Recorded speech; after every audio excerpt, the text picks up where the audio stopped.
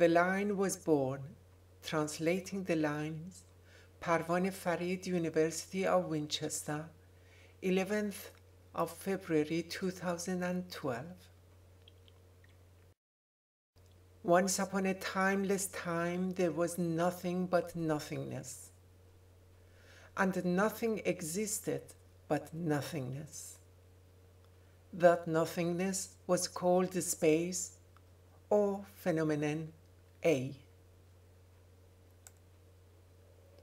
In no time after, phenomenon B came to existence.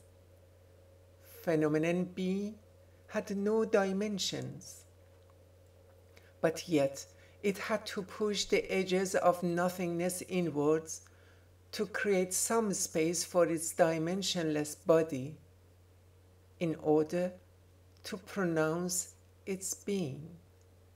At this point of no time, phenomenon B could not move or even turn around itself, because there was nothing there to move towards or away from. And it could not even turn around itself due to not having any dimensions itself.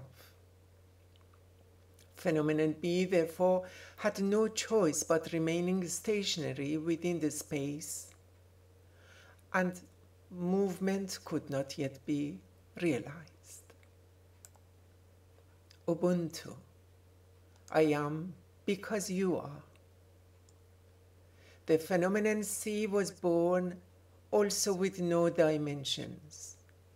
Birth of phenomenon C was good news for phenomenon B, because phenomenon B could then position itself against phenomenon C and measure up its distance from it within the space.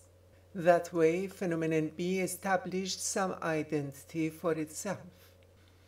Having identity provided B with a sense of belonging and placement within the space. The placement, which is an essential criterion for movement, was then provided. Then phenomenon B could change its position within the space against phenomenon C. However, this movement could have only been performed in a straight line, because there was nothing in space which could have been used as an anchor point for phenomenon B to move towards phenomenon C. Phenomenon B's movement was a performance, and this performance could be called the performance of the line. And that is how the line was born. This line was only an invisible trace which was left behind by phenomenon B as it was changing its position, placement against phenomenon C. The identity of this invisible line was defined by the distance between phenomenon B and phenomenon C only, and it had no other dimensions but a single length. Between phenomenon B and phenomenon C only, and it had no other dimension but a single length.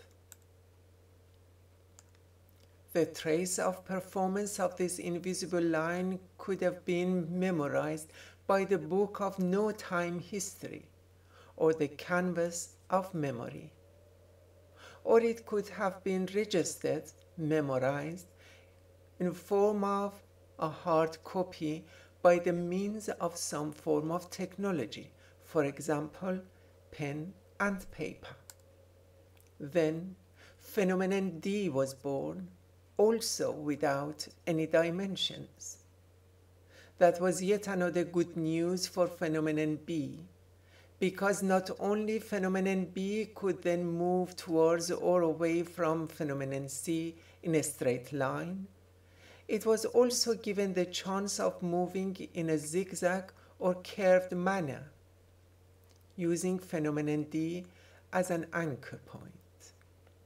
Hence, As a result of creation of phenomenon D, another layer of identity was established for phenomenon B within the space.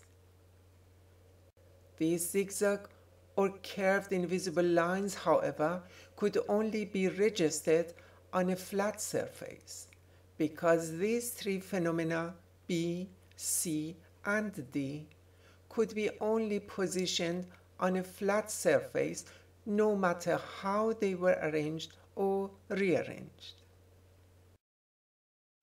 Then phenomenon E was born. As a result of the birth of phenomenon E, another layer of identity was provided to phenomenon B yet again.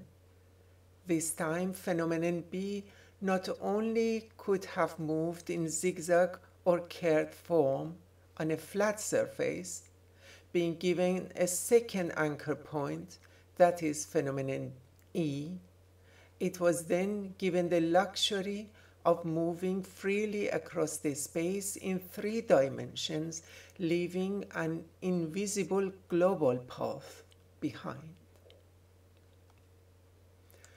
I can only understand the concept of time when 2 phenomena changing their positions against a third one, having different speed of action.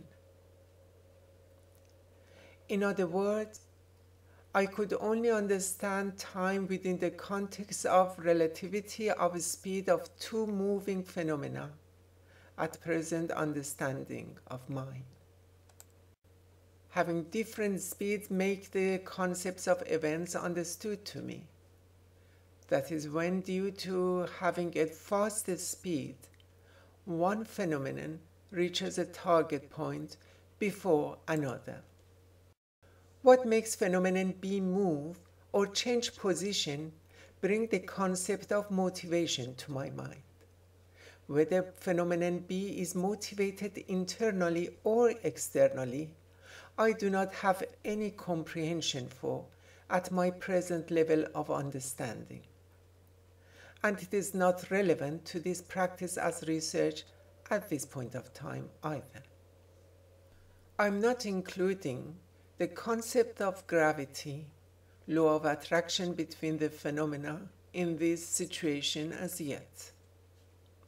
Now I can conclude that the concept of nothingness, somethingness, identity, attraction, motivation, place, movement, the line, time, memory, and events appear interlinked to me. Something is born within nothingness, establishes its identity once another phenomenon is born there. The first phenomenon is motivated, attracted to the second phenomenon, and its movement, changing placement towards that, becomes a performance or an event.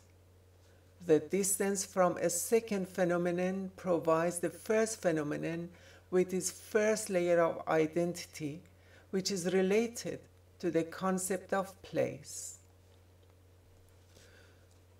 The performance of the movements across the place registers its path on the canvas of memory in form of some invisible lines.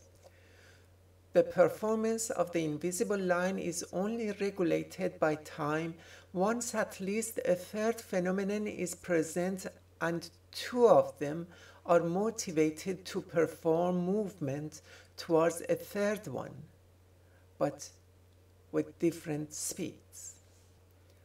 Making. As explained before, to my understanding, the lines are all invisible traces of the movements of at least one phenomenon, which are registered on the canvas of the memory of time. To make these invisible lines visible, we need to employ some form of technology which helps us to register the trace of these invisible lines on some form of hard copy. Here, I employed the technology of photography in order to make the invisible lines of the movement, performance, of the phenomenon of the light visible and register on the canvas of the memory of the camera. The light is produced by glue sticks, some chemical candles, and the movement is motivated by my hands in space of my room. Then I take the taken photographs into computer and stylize them using IT technology, Photoshop software. I shall then demonstrate the results in printed form, on weblogs, and in form of video clips on YouTube, and so on. Thank you for watching.